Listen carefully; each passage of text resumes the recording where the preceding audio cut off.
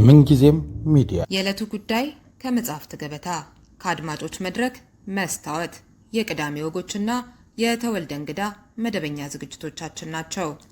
703 475 6309 ስልካችን ምንጊዜም ሚዲያ @gmail.com የኢሜል አድራሻችን ነው። ሰብስክራይብ በማድረግ ቤተሰብ ይሁኑ። ምንጊዜም ኢትዮጵያ። ሰላም ጤና ይስጥልኝ።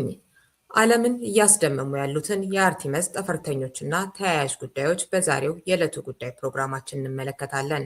እንግዲህ የናሳ ሳይንቲስቱ ዶክተር ጥላይ ታደሰ ነው። ርዕዮት ዓለሙ ፕሮግራሙን አዘጋጅቼ አቀርብላችኋለሁ። ላይክ እና ሼር እያደረጋችሁ ተከታተሉን። ዶክተር ጥላይ ግብዣዬን ተቀብለ ስለተገኘ በጣም ነው የማመሰግነው። እንግዲህ የአሜሪካው የጠፈር ድርጅት ናሳ የሰው ልጅን ወደ ጨረቃ ለመውሰድ በያዘው እቅድ መሰረት ሰሞኑን ከ50 ዓመታት በኋላ የአርቲመስ ጠፈርተኞች ያደረጉት ጉዞ ትልቅ ትኩረት የሳበ ሆኗል። እንግዲህ ለዚህ ጉዳይ በጣም ሩቅ ለሆኑ ሰዎችም እንዲገባን መጀመሪያ ምንድነው የጠፈር ጉዞ ሲባል ምናምን የሚለውን ነገር እሱን እስኪ ትንሽ በልበት። በጣም አመሰግናለሁ ርዕዮት እንግዲህ አድርገሽ ስለጋበሽኝ። እንግዲህ ያው በጣም ሁላችንም ኤግዛይትድ ሆነናል። እኛም ለዘመናት ስንሰራበት የቆየነው ስራ ነበረ እና እንግዲህ ያው ወደ መጠናቀቁ ደረጃ ላይ ደርሷል። ዛሬ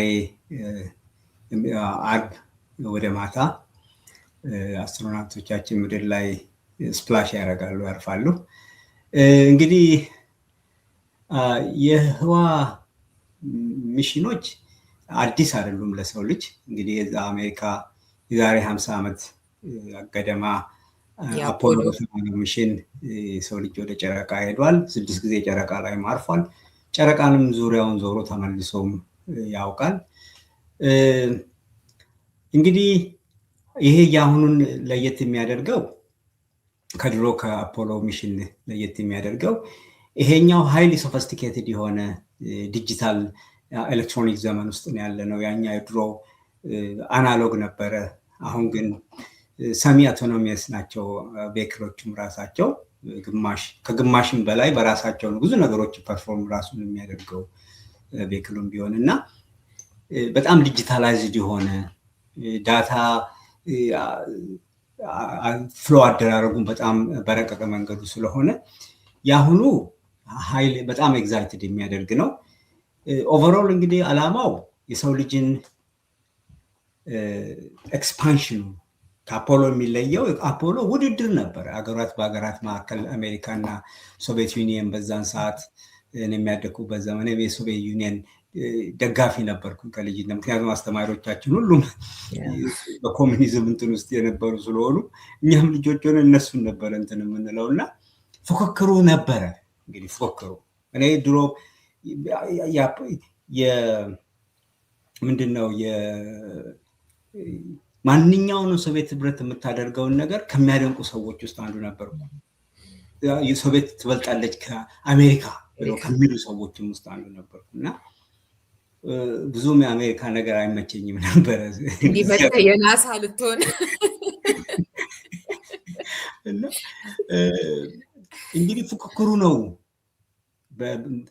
ወዲያውኑ በጥቂት ዓመት ውስጥ ዲዛይን ተደርጎ በጥቂት ዓመት ውስጥ ያለቀ ነው። ያ ፉክክሩን ለማሟላት ብቻ ነው። ቀድመን እኛ ጨረቃ ላይ ሄደናል የሚለውን ናሬቲቭ እንትን ለማድረግ ነው። ተሳክቶላቸዋልም። ዛሬ ይሄ ሁሉ አሜሪካ ነገር የምታዩ ሳይንቲስት የዛ ዘመን ኢንስፓየር የሆነ ነው ውጤት ነው። አፖሎ ከ300,000 በላይ ሰዎች በመላው ዓለም ዳታው እንደሚያሳየው በአፖሎ ሚሽን ሰዎች ወደ ሳይንስ ሙያ ገብተዋል። በአፖሎ ሚሽን ያን ያህል ኢንስፓየር ያደርጋል። ህንድ ሀገር ያለ ገጠር ውስጥ ያለ ገበሬ ልጅ ሁሉ ያንን ይከታተል ነበር በዘመኑ እና ያ እንግዲህ ምን ያህል ኢምፓክት እንደነበረውና ምን ያህል ሳይንቲስቶችን ወደዚህ አገር እንዳፈለሰላቸውም ያሳያል። እንግዲህ ኢንስፓየር ያደርጋል እዚህ ምድር ላይ ሰዎችን ኢንስፓየር። ምክንያቱም ሰዎች ስንባል በአብዛኛው የህዋ ነገር ሁላችንንም ፈጣሪ እንግዲህ ፈጣሪ እዛ ነው ያለው ብለንም ስለምንምነት ያለንም ወደ ላይ የሚለው ነገር ኤግዛይት ያደርጋል የሰው ልጅን እና የአሁኑ የአርቴሚስ ሚሽን ሎንግ ረን ነው፣ ፉክክር አይደለም። የሰው ልጅ ኢንተርናሽናል ወይም ደግሞ ዓለም አቀፍ የህዋ ጣቢያ ላይ ሲቆይ እንደነበረው ለ20 ምናምን ዓመታት አሁን ደግሞ ወደ ጨረቃ ጉዞውን ያደርጋል። ጨረቃ ላይ ቤዝ ይመሰርታል። በሚቀጥሉት 3 ዓመታት ውስጥ ቤዝ ይመሰረታል። ከዛ ደግሞ የሰው ልጅ መኖር ይጀምራል። ጨረቃ ላይ ምርምር ሴንተሮች ይከፈታሉ። ከዛ ምርምሩ ዋና ዓላማ ከጨረቃ ደግሞ ወደ ማርስ፣ ከዛው ከጨረቃ ተነስቶ ወደ ማርስ መሄድ መሀል ጌትዌይ ናት። መሀል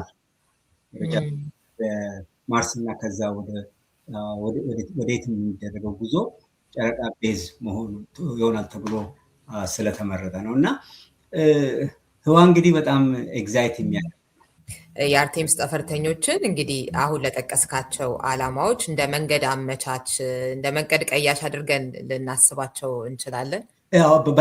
በጣም መንገድ ከፍተዋል። እንግዲህ የቀድሞዎቹ ናቸው እንትኑን መውሰድ ያለባቸው የአፖሎ ላይ የነበሩት። እንግዲህ ይሄኛው ደግሞ ከ50 ዓመት በኋላ ዝምታዎች ነበሩ። ምክንያቱም ፍላጎቱም ያልነበረበት ዋናው ምክንያት አንድ የህዋ ጉዞ በተለይ ጨረቃ በጣም በቢሊየንስ የሚቆጠሩ ብዙ ቢሊዮኖች ናቸው የሚፈሱት በዛን ሰዓት። የሚያስፈልጉ እነኚህ ትናንሽ ለማጥኛ ያህል የሚያገለግሉ ማቴሪያሎች በአፖሎ ጊዜ መጥተዋል እና ብዙም ሊደገም አልተፈለገም ነበር። ለዛ ነው የ50 ዓመት ክፍተት የሚኖረው። እና አሁን ግን የሰው ልጅ ኢንተርናሽናል ዓለም አቀፍ የህዋ ጣቢያ ላይ ለዘመናት ሪሰርች የተሰራ አሁን ሲስ ሉናር እንለዋለን። ሲስ ሉናር ማለት በጨረቃ ምህዋር አልፎና ጨረቃ ምህዋር ውስጥ ደረጃ ድረስ ሄዶ የሰው ልጅ ደግሞ መቆየት አለበት፣ መልመድ አለበት፣ በዛ ውስጥ ራሱን ማለማመድ አለበት ወደሚለውም ስለተመጣ እንግዲህ እነኚህ ሰዎች በአሁኑ በአርጤሚስ 2 የሰው ልጅ እስካሁን ድረስ ያልደረሰበት ርቀት መሄድም ተችሏል። እንደውም አስትሮናውቶቻችን ኢሞሽናል ነበሩ። ልክ ያችን ሲያልፉ ማለት ነው። ያችን በአፖሎ 13 ሴት የተደረገውን ሲያልፉ ኢሞሽናል ነበሩ እና በጣም ጠንካራ ሰዎች ናቸው። በጣም እኔ አስትሮናውቶች በጣም ከማደንቃቸው ሰዎች ከሙያ ከማደንቀው ሙያ አስትሮናውት ነው፣ የጠፈርተኛ ነው። በህይወት የጠፈርተኛ ለመሆን ተመኝቼ ማለት ነው። ምክንያቱም ጠፈርተኛ ለረጅም ሰዓት የሆነ ቦታ ለ45 ቀን በተዘጋ ክፍል ውስጥ የሚቆዩ ናቸው እኛ ጋር ስልጠና ላይ እና ያኛውን እንትን እንዲሉት ማለት ነው። ያንን እንዲህ ነው የሚለውን ነገር እንዲቋቋሙት እንዲያውቁት ነው። እዚህ ምድር ላይ ሄራ የሚባል የሪሰርች እንትን አለ። አናሎጎች አሉ። ለአንዳንድ ትናንሽ ቤቶች ናቸው። እዛው ለ6 ወርም ድረስ ይቆያሉ። ከምንም አይነት ግንኙነት ኤክስተርናል ከልጆቻቸውን ከማንም ሰው ኢሜል ምናምን ስልክ ሳይደውሉ እንደገና ደግሞ 1 ሜትር በ2 ሜትር በሆነች ክፍል ውስጥ እዛው እየሰሩ መኖር። ይሄ አይሶሌሽን፣ ይሄ ከሰው መለየት፣ እንደገና ኮንፋይንመንት እንለዋለን። የሆነ ክፍል ውስጥ ራሱ እኔ አሁን ክፍል ከሆነ ርቀት ካነሰችብኝ ይፈራሉ። እነሱ ግን ያን ኑሮ ይቆያሉ።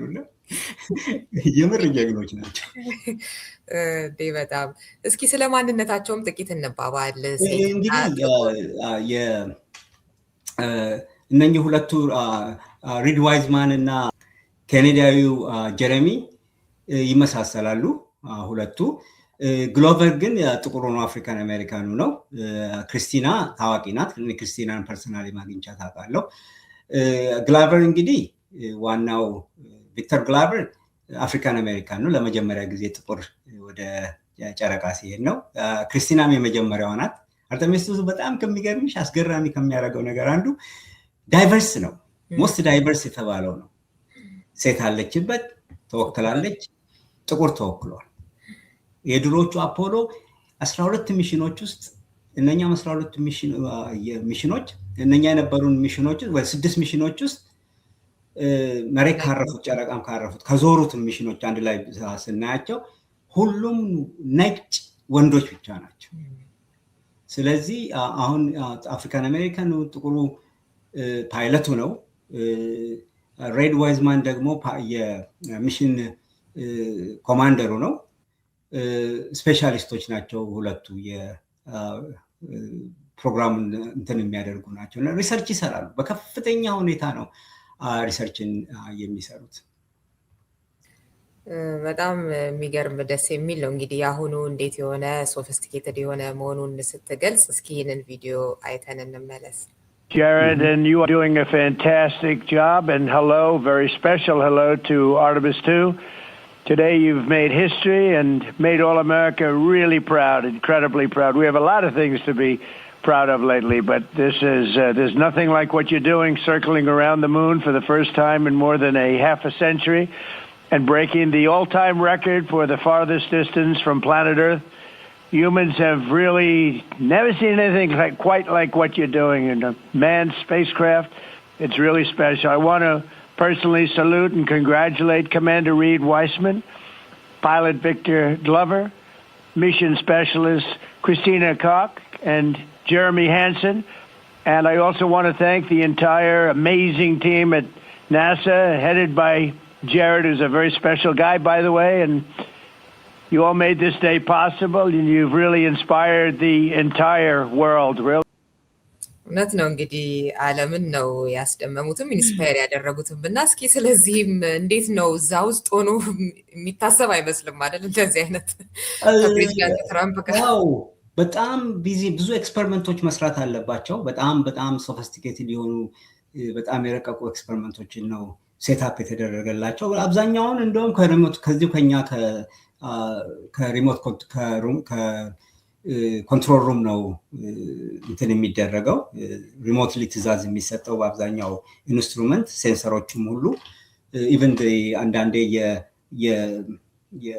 የመንኮራኩሯ ራሱ ትራጀክተሪ በርን ሲደረግ አቅጣጫ ስትቀይር አብዛኛውን ከዚህ ከኛ ጋር ሪሞትሊ ነው የሚደረገው ለነሱ ደግሞ ይሄ አርተሚስ ሁለተኛው አርተሚስ ቻንስ ለነሱ ነው የተሰጠው በአብዛኛው ማኑዋል ነው ለምንድን ነው ማኑዋል የተደረገበት ምክንያት ኢንኬዝ የተለያዩ ፌለርስ ቢኖሩ ምክንያቱም ይሄ the same ይሄ መኮራኩር በ2022 ሄዷል ሰው አልባ ነው እንደዚህ ከዛ ነው ይሄ ሁለት የተባለው ሁለት የተባለው አንድ ወደ 25 ቀን የቆየው ጨረቃም ኦርቢታልም ገብቷል ጨረቃ ውስጥ ጨረቃ ሰርፌሱ ጋር ተጠግቶ ነው ትንሽ ኪሎ ሜትር ነው ከጨረቃ ሰርፌስ የራቀው ይሄኛው ወደ 4000 ማይል ነው የቀረው ይሄ እንደውም ወደ ጨረቃ አልተጠጋም ለምን እንደ ድንገት የሆነ ብልሽት መንኮራኩሩ ቢኖረው ጨረቃ ወርውራ ወደ ምድር እንድትመልስ ባለው ትራጀክተሪ ላይ ነው የሄደው ፍሪ ራይድ ነው ምንለው የኛው የሚከተሉት ፓዙ ልክ እንደ ስሊንሻት ወይም ደግሞ እንደ ወንጭፍ ጨረቃ ወደ ምድር እንድትመልሳቸው ተደርጎ ነው ዋናው ቴስቱ የፍላይት ቴስት ነው መሳሪያው ያ መንኮራኩሩን ማኑዋሊ ማኑቨር አድርገው ወደ ምድር ማምጣት የሚችሉበትንም አይነት ስራዎችንም ይሰራሉ ብዙ ሪሰርች ነገሮች ራዲዬሽን ይሰራሉ አሁንኛ ፓርት ራዲዬሽን ነው ሙያነቴና ኢንስትሩመንቶች ሴንሰሮች አሉ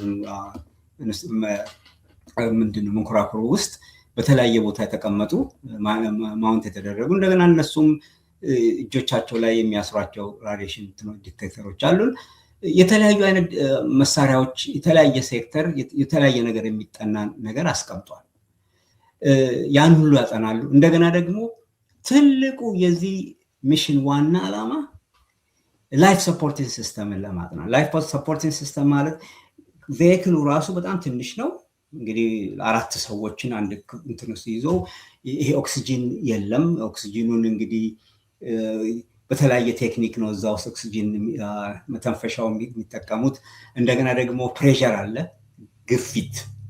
ግፊት አለ አትሞስፌሪክ ፕሬሸር እንግዲህ ምድር ላይ ያለውን እዛ ውስጥ የለም ያም ደግሞ ፕሬሸራይዝድ የተደረገ ነው የተለያዩ ብዙ ነገሮች አሉ ፋክተሮች አሉ እነሱ ኮንትሮል እያደረጓቸው ለውጥ ምን ያህል ነገር በእነሱ ላይ ሊያመጣ ይችላል የሚለውንም እያጠኑ ነው የሚመጡት ሰውን ያቆያል ወይ ያ ሲስተሙ ለምሳሌ አሁን አንዱ ስተት የፈጠሩት ሽንት ቤት ተበላሽቶባቸው ነበር ያን ሽንት ቤት ከቀናት በኋላ ነው ከዚህ ከሪሞትሊም ታግዘው መጨረሻ ላይ ችግሩን የፈቱት እንጂ በጣም ከሚገርመው እስከ ለሁለት ቀናት ለአንድ ቀናት እስከ ፌስታል እስከ መጠቀም ድረስ ሽንቶቻቸውን ወደ ፌስታል እስኪሉ ድረስ ተገደው ነበርና እንግዲህ እነኛ አይነት ችግሮች ለወደፊት ፊክስ ይደረጋሉ። የሰው ልጅ የግድ የሆነ ነገር ውስጥ ማለፍ አለበት። አንድ ሰው እንደዚህ ሊጠይቅ ይችላል፣ በአፖሎ ሚሽን ጊዜ እነኚህ ነገሮች ሁሉ ተደርገዋል፣ ለምን ይደገማሉ? ብዙ ጊዜ ይህን ጥያቄ ሰዎች ይጠይቁኛልና የተለያዩ ናቸው። ሲስተሙ የተለያየ ነው። ሚሽኑም አላማውም የተለየ ነው። ስለዚህ ነገሮች ሁሉ እንደገና ነው የተሰሩት። እንደገና ዲጂታላዊ በዘመናዊ በ21ኛው ክፍለ ዘመን ማይንድ ሴት አይደለም።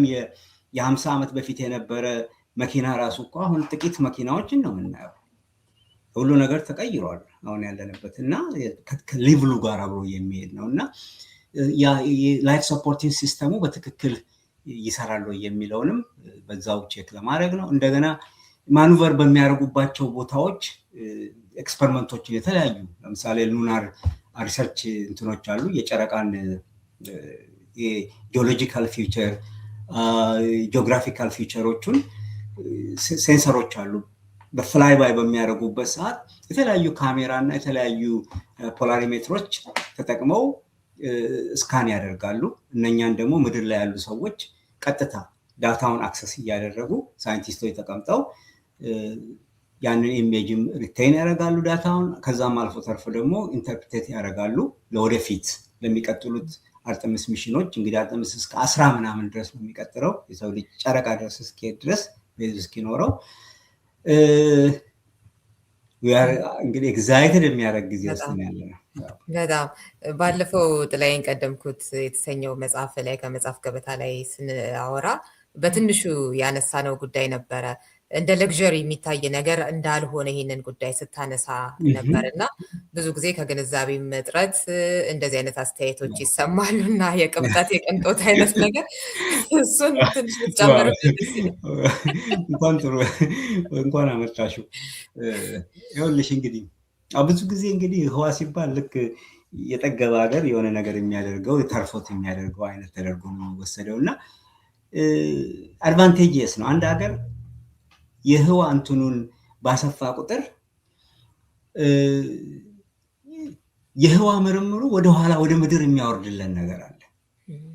የሚያወርድ ሪሰርቾች አሉ። ሪሰርች ቤኔፊት የሚሆን ለምሳሌ ኢንተርናሽናል የዓለም አቀፍ የህዋ ጣቢያን ነበር ያነሳ ነው በዛን ሰዓት እና ከብዙ ሺህ እስከ 2000 ድረስ የሚደርሱ ግራውንድ በቃ ትልቅ አይነት ግኝት የሆኑ ግኝቶችን ሪሰርቾችን እዛ ላይ ተደርገዋል። ያ ሪሰርች ደግሞ እዚህ ምድር ላይ ቤኔፊት ያደርጋል ማለት ነው። ብዙ ቴክኖሎጂዎች ያገኘናቸው ቴክኖሎጂዎች በህዋ ማዕከላት ሲጠኑ የተለያዩ ዩኒቨርሲቲዎች በዛ እየተረዱ ያጠኗቸው ናቸው። ዛሬ ከህክምና ጀምሮ እስከ ብዙ ነገር አይቲዩ ድረስ የሚሄድ ሰፊ ከኤሮንትኑ አልፎ ከአየር እንቅስቃሴ ኤሮዳይናሚካል ከሆነ ነገር አልፎ ብዙ ግኝቶች ይደረጋሉ። አሁን ደግሞ ይሄ አንድ ትልቁ ማይንድ ሴት ነው። አሁን እንግዲህ ተመልከች፣ አሜሪካዊ ጨረቃ ላይ ካርፎ ቤዝ አሜሪካ ካለው የተቀረው ዓለም ለአሜሪካ የሚኖረውን እንትን እኔ ከራስ አጣጥም አሁን ለምሳሌ አንድ ምሳሌ ልስጥሽ። አንድ ሰው ከኢትዮጵያ ቢመጣ እኔ በራሴ ስላጋጠመኝ ነው። ቻይና ሄጄ ቻይና ላስተምር ሄጄ መጽሐፌም ላይ ጽፌዋለሁ። ላስተምር ሄጄ ስለ ፀሐይ ሳተላይት አለች።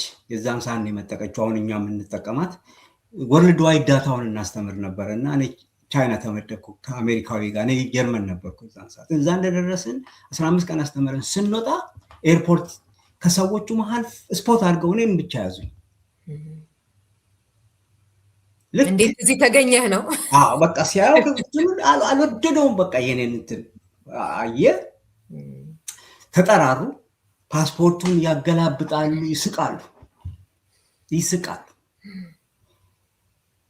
አብረውኝ የነበሩት የተለያዩ ሀገር ልጆች አሉ። ህንድ አለ፣ የሮሜኒያ አለች፣ እንደዚህ ከኛ ጋር ያሉ ነበሩ። አንድም ሰው እነሱን አልጠየቀም። ህንዱን አሁን ማንም አልጠየቀውም። ለምንድን ነው እነሱን እንትን የማይሉት? እነኚህ አሁን ህንዱ በጥቁረት ነው እንዳለን እንደኔው ጥቁር ነው። ህንዱ አገራቸው ሳተላይት የምታመጥቅ ሀገር ናት። የሆነ ነገር የምታደርግ ሀገር ናት። ያ በተያያዘ የደረሱበት ቫሉ ይሰጣል፣ ለዛች ሀገር ቫሉ ይሰጣል። ስለዚህ አሁን ለአሜሪካ ቫሉ ይሰጣል። ይሄ አፕሊፍት ያደርጋል ሀገሪቷን፣ ወጣቱን፣ ይሄ ትንንሽዮችን ኤግዛይትድ ያደርጋል፣ ጀነሬሽን ይፈጥራል። አንድ ሀገር ደግሞ የምታድገው በሳይንስ ነው። ሳይንስ የሌላት ሀገር የትም አትደርስም።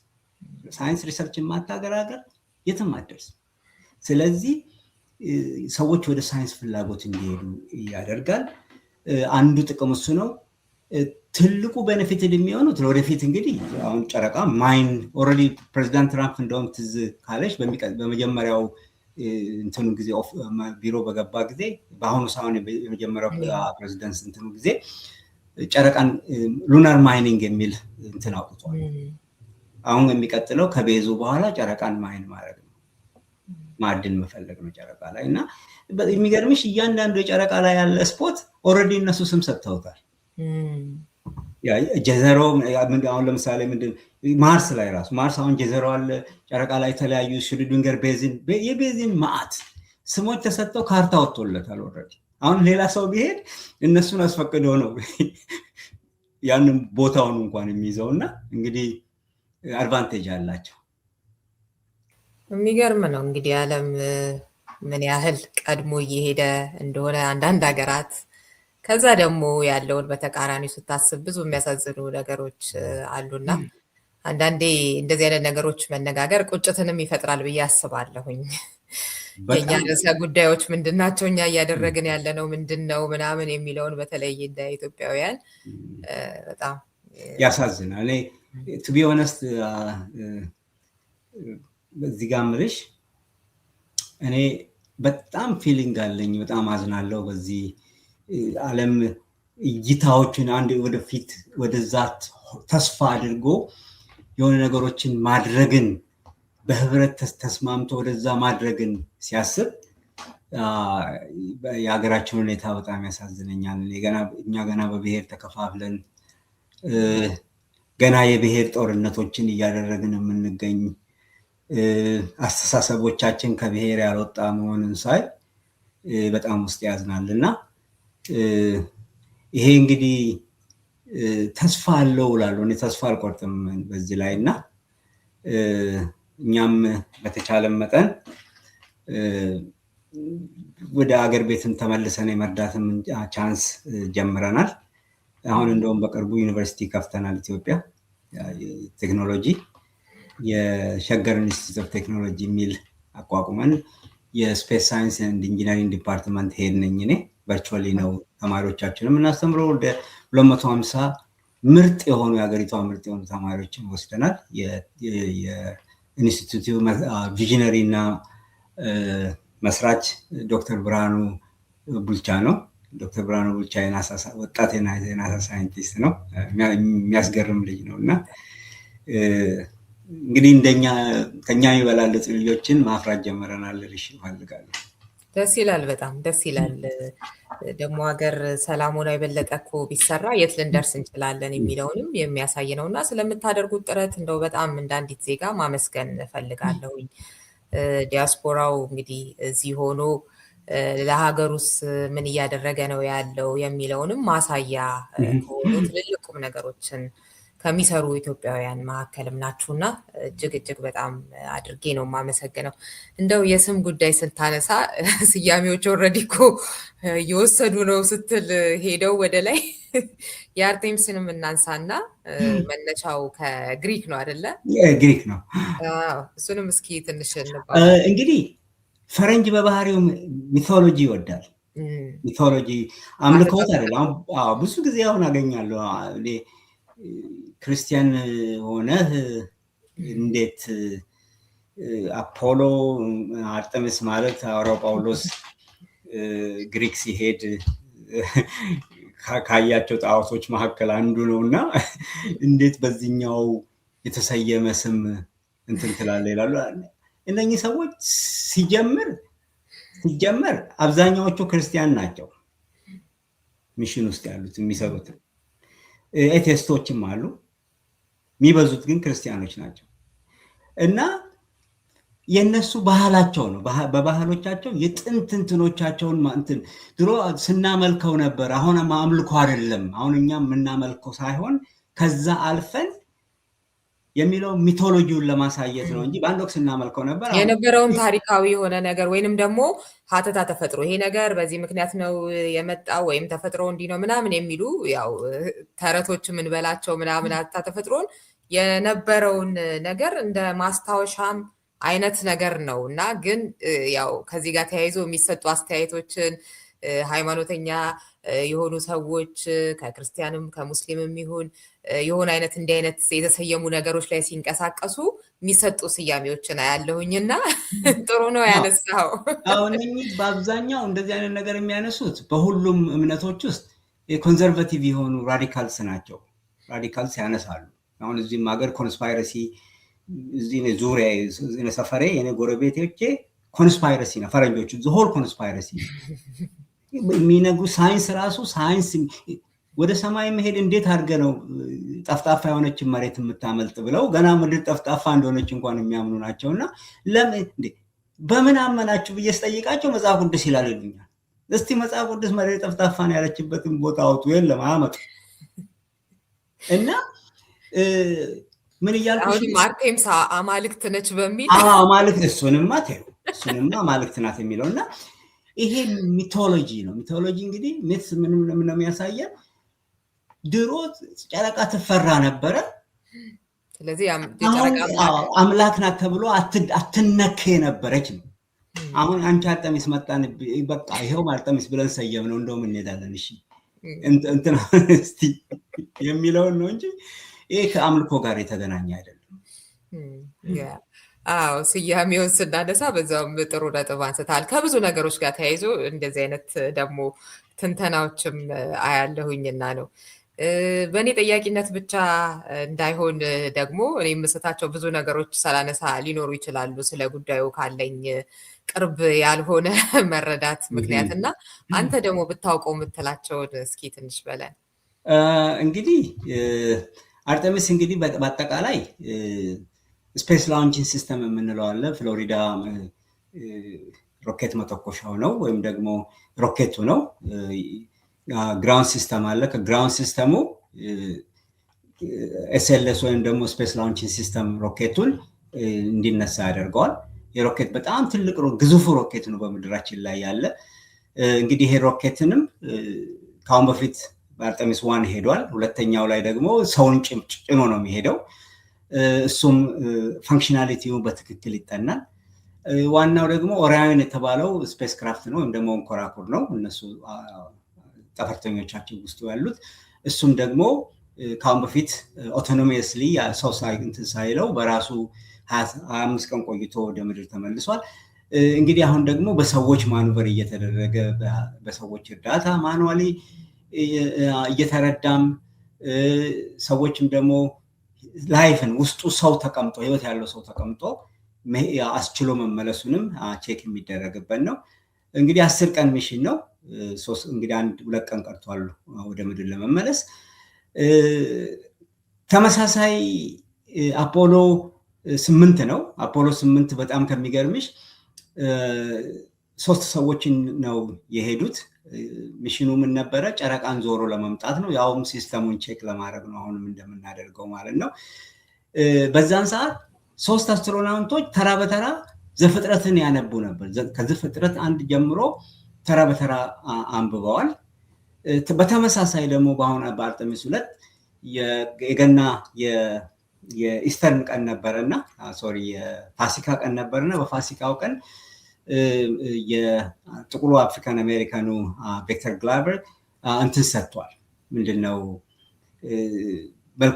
የመልካም ምንድነው ምኞት መግለጫ የመልካም ምኞት መግለጫ ሰጥቷል እና በጣም አስገራሚ እይታ ነበረው። ለአምላክ ምን ያህል እንትን እንዳለውና እዛ መሆናቸው በእምነቱ ላይ ምን አይነት እምነቱን እንትን እንዳጸናለት ይናገራሉ። እና ብዙ እንግዲህ ላይክ ሩቲን የሆኑ ላይፎቻቸው ፐብሊክ አይደሉም በአብዛኛው። እኛ ግን የኮንትሮል ሩም እንትን አለን፣ ሚኒ ኮንትሮል ሩም የራሳችን እኛ ዲፓርትመንታችንም አለን። ምክንያቱም ራዲሽንን ሞኒተር እናደርጋለን እነሱ ዙሪያ ያለውን እና ቀጥታ የነሱ ስትሪም የሚደረገውን ከዋናው ኮንትሮል ሩም እኛም ጋር ይመጣል። ዋናው ኮንትሮል ሩም የሚያገለግሉ በፈረቃ የሚሰሩ ጓደኞች አሉ፣ የስራ ባልደረቦቼ። ያስገርማል የሰው ኤግዛይትመንት፣ ሰው እንዴት ራሱን ተሰጥቶ አገሩን እንደሚያገለግል ስመለከት እንደዛ ያለ ትውልድ ደግሞ ኢትዮጵያ ይመጣል ብዬም ተስፋ አደርጋለሁ። እንግዲህ ዋናዎቹን እንትን ነክቻለሁ፣ አላማዎቹን። እንግዲህ የሰው ልጅ ወደ ጨረቃ ለመመለስ ነው። ሁለተኛው ደግሞ ሰስቴይን የሆነ ወይም ደግሞ ዘላቂ የሆነ የሰው ልጅን በህዋ ውስጥ መኖርን ወይም ደግሞ ሂማን ፕሬዘንስ የምንለውን ነው፣ እሱን ያመጣል። በመጨረሻ ደግሞ የሰው ልጆችን ለወደፊት ወደ ማርስ እና ወደ ተለያዩ ቦታዎች ለመሄድ የሚያስችላቸውን አቅም ያስገነባል ማለት ነው። እንግዲህ እነኚህ ነገሮች ናቸው። ይህን ካልኩ ሌላ ሀሳብ ካለሽ? የሰኞ ዕለቱን ትንሽ ብትጨምርልን ደስ ይለኛል። ሰኞ ዕለት ሌሊት ላይ በጨረቃ ጀርባ በኩል ለማለት ነበር። እንግዲህ ፍላይ ባይ እንለዋለን። ያ ፍላይ ባይ እንግዲህ ሞመንት ጨረቃን በጀርባ በኩል የሚያልፉት ነው። ኦርቢቱ 8 ቁጥር ነው። ኦርቢቱ የሚሄዱት 8 ቁጥር ነው። ከምድር ተነስተው ምድርን አንዴ በኤሊፕቲካል የሆነ ትልቅ ሰርክል ኤሊፕስ ሲዞሩና በ8 ቁጥር ሄደው ጨረቃን ቀድመዋት በጀርባዋ ዞሮ ተመልሰው ወደ ምድር ይመጣሉ። 8 ቁጥር እንለዋለን። ይሄ ደግሞ ፍሪ ራይድ ኦርቢት ይባላል። እንደ ድንገት በእያንዳንዱ እንትን ሲሄዱ አንድ ሲስተም ፌል ቢያደርግ ቢበላሽ ፈርዘር ወደዛ የማያስኬዳቸው ከሆነ በቀላሉ ራሳቸውን አቦርት አድርገው ወደ ምድር መመለስ የሚችሉባቸው ናቸው። እያንዳንዱ ፓስ ተከትለው የሄዱት ይሄም አንድ ለየት ያደርገዋል። እነኛ በዛ በነበሩበት ሞመንት ቅድም እንደነገርኩሽ የሰው ልጅ ደርሶበት የማያውቅበት ርቀት ርቀዋል ከምድር። ከዛም አልፎ ተርፎ ደግሞ የተለያዩ የፀሐይን ለምሳሌ የፀሐይ ግርዶሽንም ከጨረቃ ላይ ተመልክተዋል። ለመጀመሪያዎቹ የሰው ልጆች ናቸው ከምድር ውጪ የፀሐይን ግርዶሽ ማየት የቻሉ ሰዎች ናቸው። ስለዚህ ያም ደግሞ የመጨረሻ ለየት ያደርገዋል። በዛ በጨረቃ ግርዶሽን ጊዜ ሴንሰሮቻችን የተለያዩ ነገሮችን ይለኩልናል። ያም ደግሞ ተመልሶ ብዙ ጥናት ከዛ ይወጣል ብለን ተስፋ እናደርጋለን። አርብስ እንግዲህ ነገ ምንድነው የሚጠበቀው የሚለው ነገ እንግዲህ እሱ ያው የመጨረሻው ሲሄዱ ከፍሎሪዳ ልክ 1 2 3 ተብሎ ሲተኮስ ጀምሮ ያቺ ሞመንት ናት የምታስፈራው። መተኮሻዋ እና እስከ ጥቂት ደቂቃዎቹ ድረስ ያለው ነው የሚያስፈራው። ዋናው ልክ ከሮኬቱ መነሳት ከቻለ በትክክሉ እሱ ትልቅ ሪሊፍ ነው። አሁን ደግሞ ትልቁ አስፈሪው ስፕላሽ ከማድረጋቸው በፊት ሪኢንትሪ ይባላል። ሪኢንትሪ ልክ የጨረቃን ኦርቢት ለቀው ወደ ምድር ኦርቢት በሚገቡበት ጊዜ ወይም ደግሞ ኤርዝ ግራቪቴሽናል ኢንፍሉዌንስ የምንለው አለ ስፊር፣ ወደዛ በቅ ሲገቡ ራሳቸውን ማስተካከል መቻል አለባቸው። ማኑቨር ሲስተማቸውን በርን አድርገው ማስተካከል አለባቸው። ምክንያቱም በትክክል ወደ ምድር ከባቢ አየር እንዲገቡ። ያቺ መግቢያ ትንሽ ስህተት ህይወቶቻቸውን ሊያደርግ ይችላል። ምክንያቱም በከፍተኛ ፍጥነት ኦራዮን ወደ ምድር ስለሚገባ አንግሉ በትክክል ካልተስተካከለ ይቀጣጠላል። ያንን አስተካክለው ይመጣሉ። ያቺ ኢንትሪ ከተስተካከለች ምድር ያርፋሉ ማለት ነው። አሁን እንግዲህ ልክ ያ ሰዓት ደግሞ ኢንትሪው እየቀረበ በመጣ ቁጥር እያንዳንዳችን ልብ ትርታችን እየጨመረ ይሄዳል። በጣም ለእናንተማ በተለይ እንዴት እንደሚሆን በጣም ነው የማመሰግነው ዶክተር ጥላዬ። መጨመር የምትፈልገው ተጨማሪ መረጃ ወይንም ደግሞ መልእክት ካለ ክፍት ነው። መልእክቴ እንግዲህ